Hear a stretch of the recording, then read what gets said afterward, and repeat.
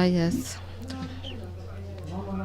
As I said before, we made a change so Juan Carlos could continue. We will change gears. We were talking about the doer, the one that prepares the financial statements, and now we are under the perspective of a reviewer, which is the audit, as auditors. So, and we have the IAS. The IAS became 4400, which is the assignment to perform agreed procedures about financial information. To give you the context of everything that has been changing, there's some standards that were in audit and they went to were passed to another scope. So I don't know if you can see this, but I'm giving you the different types of international standards. We're talking about reviewing. Let's remember that we changed gears. We have the international audit standards that we only have the series from the 200 to 800. We have the international standards of assignments and reviewing that consists of series 2000, and then we have all the international standards of insurance contracts. And now it changed from the IAS 920 and became 4400.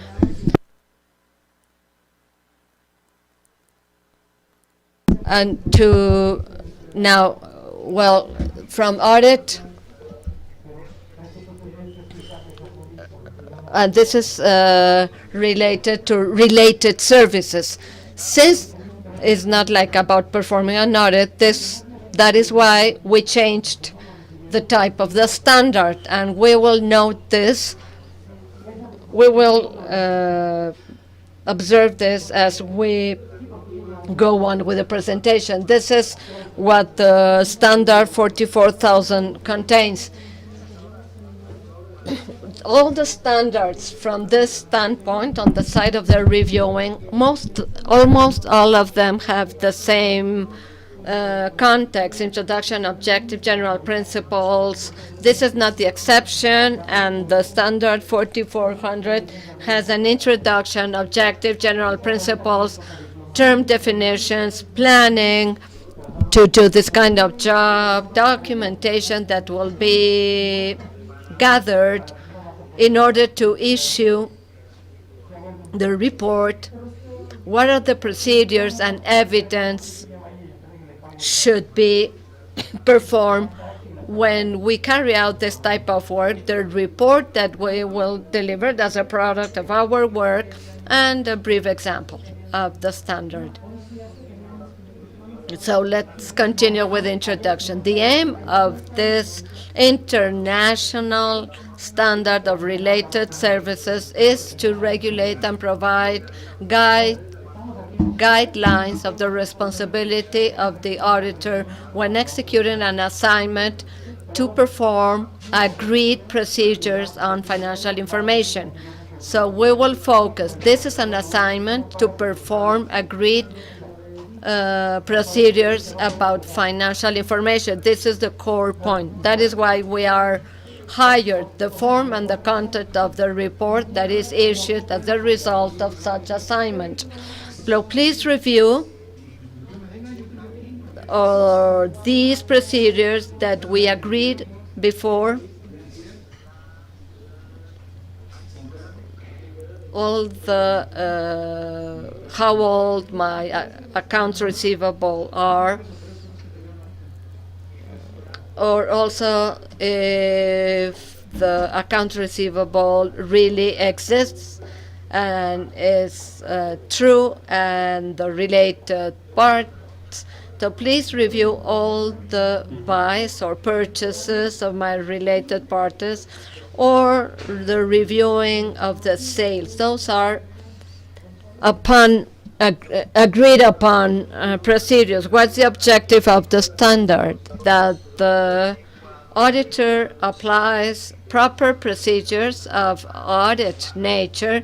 We will take part of the procedures that are under the series 200 to 800. Mainly, we're talking about series 300, 400, and 500. Previously agreed with the client or third parties and report about the findings obtained. See the difference. Why there was a change from one series to another series. So we will review all the procedures that we will agree, and we will report only the findings. We are not going to express the degree of security, and this should be of restricted use. The important thing is we are not going to give an opinion. That's why we changed the series. So the important thing here, I just reiterate this. So so we went from applying a series of procedures of financial information on what we found, not to say if what's good, right or wrong. This is just about what we found. So, because we are not giving an opinion, because this is not based in a standard, the use is restricted. The general principles of this standard, we should comply with the ethics principles of this code, the professional ethics code. We do know this, which is the umbrella. This is where we base our behavior, that because we have to behave with ethics according to this ethics code in terms of integrity, objectivity, competence, and professional diligence, confidentiality, behavior, and technical standards. What is missing? Can someone tell me? Otherwise, we will see it later. So as I said, confidentiality, behavior, technical standards, integrity, etc. Which one could miss? That's right. Independence, not.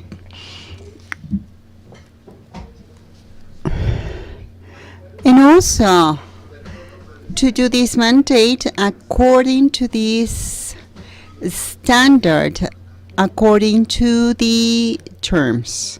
That's why this one is highlighted. Carrying out all the impact according to these standards. Terminology definition. Before coming to the mandate, and for this standard, what does that mean? What does this mandate or task means? We know that it is precisely all these parts to understand the standard.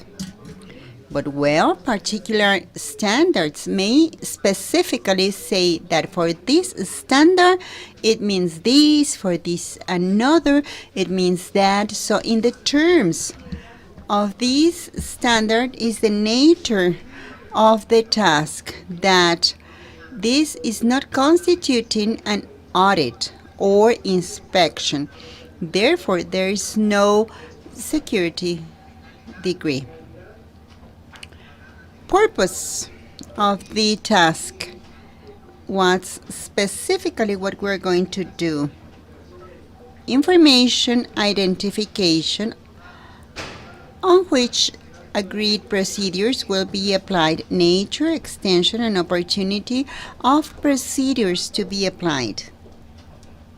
When, how, and where or in which parts we are going to apply them. Form, content of the report on the findings. All these should be included in the task. The quote should be very clear. It also should define constraints of the distribution, list of procedures to be applied, and independence statement if applicable. Once we have defined all the concepts of the work, we are going to see when, how, documentation, procedures, and also the evidence that we're going to include to back up our report. So the auditor should plan the work according to the assignment and document important matters to provide evidence, to state all the findings according to the assignment, according to international standards, and according to the assignment terms that we have just seen, and apply agreed procedures, use evidence as the basis of his report. The report covers the following. What are the contents? The report should include the purpose and agreed procedures at the reasonable detail level so the reader understands the nature and extension of our work. And we are going to see one example. We're not going to read everything. You will have this material anyway, but we can see the contents in this letter to the board of directors, to whomever it may apply, the ones that contract us. This letter confirms our knowledge of the terms and goals of our assignment, as well as the nature and constraints of the services that we're going to render. Our assignment will be carried out according to international standards of related services or include references to other national standards. That would be agreed. This is applicable to assignments to carry out agreed procedures, and we will indicate so in the report. We have agreed to carry out the above-mentioned procedures, report on findings, etc. And we will apply all these to carry out your purpose, and this is exclusively for your information and cannot be used for any other thing. And this is where we are limiting the use. Our professional fees will be billed as the work is carried out, the agreed collection terms. And we kindly ask you to sign this assignment letter and return it at your earliest convenience. As a product of our work, we are going to give a report. The report is on findings. Very clear what we found. It's going to be addressed to our contracting party. We have carried out the procedures related to accounts payable of the company ABC as of this date, including in the attached charts. This is just an example. our assignment has been carried out according to international standards. Such procedures have been designed with the purpose to help you to assess the validity of accounts payable with these results. And then we include all the procedures. Accounts payable, balances, they should match with the procedures, and also the attached list. And it contains names and balances. And we also need to find a value, and once we say, I did all this, and now I am going to tell you what I found. Now we are going to form about the procedure, that it matches with the GL accounts. We found, sorry, he's cutting. It matches. It is being cut.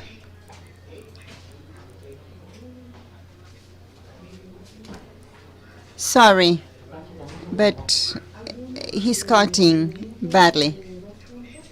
It is my internet bandwidth. We have had many issues. Now it's okay. We'll see. Okay. Thank you.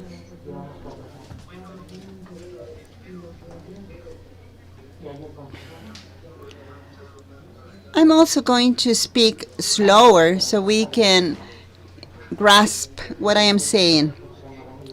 I was saying that we described the services that were contracted, the procedures, and we also report or mention about findings for the application of each one of those procedures. Since our previous procedures do not constitute an audit or an inspection carried out according to auditing international standards or international standards or any other, we are not expressing any certainty about the accounts. If additional procedures were applied or any audit was carried out, then we can have our knowledge.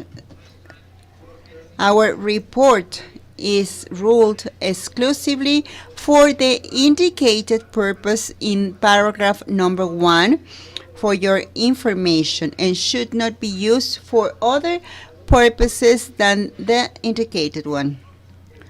This refers to balances and items that are previously indicated, not extends to financial statements of company ABC as a whole. Signing the auditor, date, and address. Conclusions. It is mandatory because it is a standard. NIA, services related, do not express any certainty degree. Only procedure findings on financial information. Independence is not a necessary requirement. Well, remember that I did not include independence. It is restricted to the use agreed in procedures. This was NIA or NISR 420. Wishfully, this is useful for a lot of the work that we carried out, which is not an audit or an assignment for inspection. Therefore, no opinion is expressed, only the findings. Thank you very much, Judith. We are shortening time. If there's any question, here we are for you.